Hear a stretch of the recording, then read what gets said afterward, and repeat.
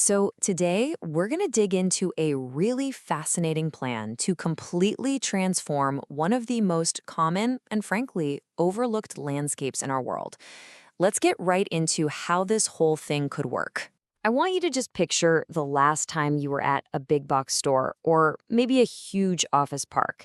You were probably surrounded by these just acres and acres of black asphalt, a massive, hot, and seriously underperforming asset. But what if that could all change? What if that exact same space could not only generate clean energy, but also conserve water and, get this, actually become a profitable, strategic part of a business? Well, that is the big idea we're exploring today. All right, so to really understand why this solution is so clever, we first have to wrap our heads around the problem itself, because these giant parking lots, they aren't just empty spaces waiting for our cars.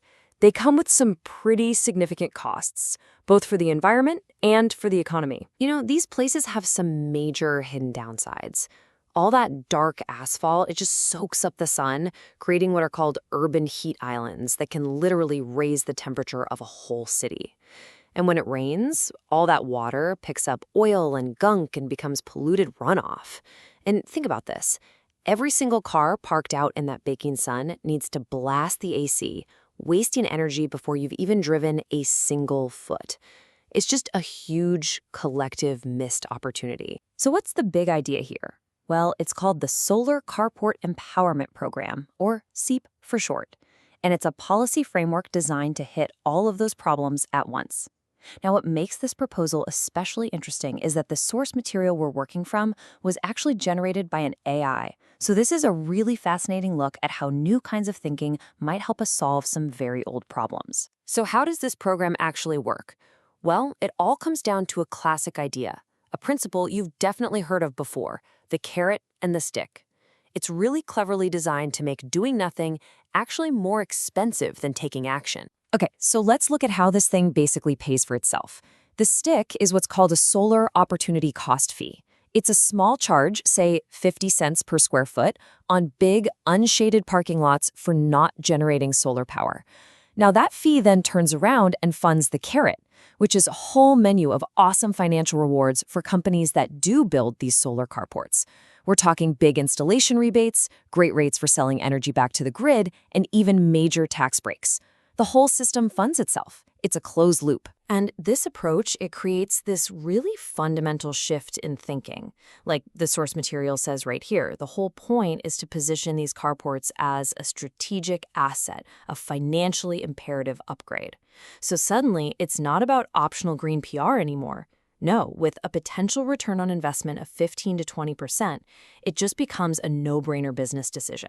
Okay, but we're not just talking about slapping some solar panels on poles here. The plan is very specific. It calls for a multi-purpose design that stacks one benefit right on top of another. Let's see how it's built. So first off, the design is modular, which just means it's super easy to scale up or down.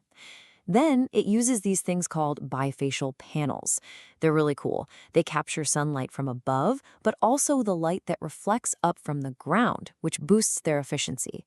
And then, built right into the structure, you have EV chargers and, this is key, a gutter system that turns the entire roof into one giant rainwater collector. And if you're wondering what this all costs, take a look at the breakdown.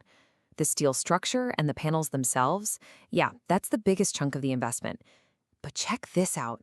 The really cool stuff, the extra features like the EV chargers and that water collection system, they only account for about 10% of the total cost. I mean, that makes them an incredibly high-value add-on for a pretty small slice of the pie. And that brings us to the ripple effects, the benefits that just keep stacking up.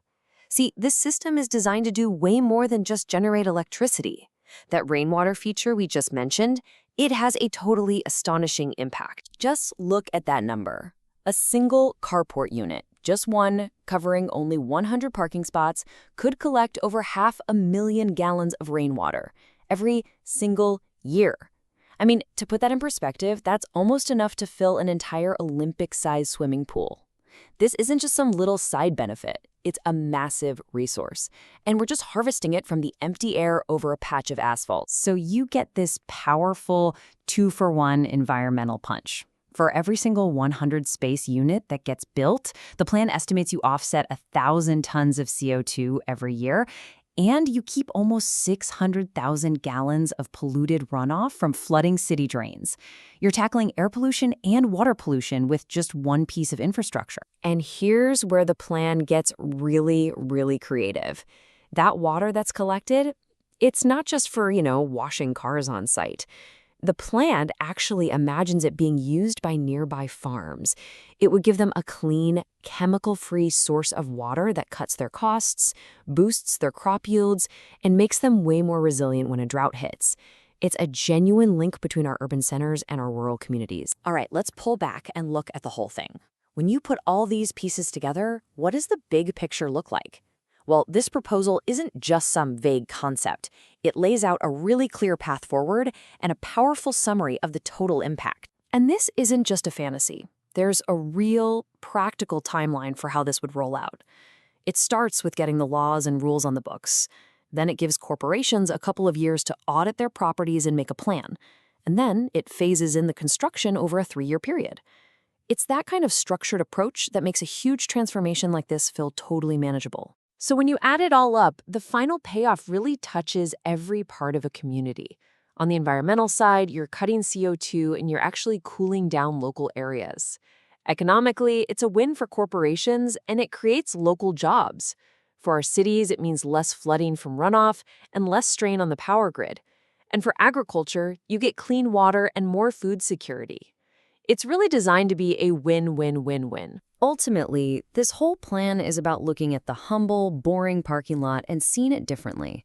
Not as a problem to be ignored, but as a high-tech, multi-purpose community asset just waiting to be built. And it leaves you with a final thought, right? What other overlooked spaces in our daily lives are just sitting there, waiting for the right idea to come along and unlock all their hidden potential?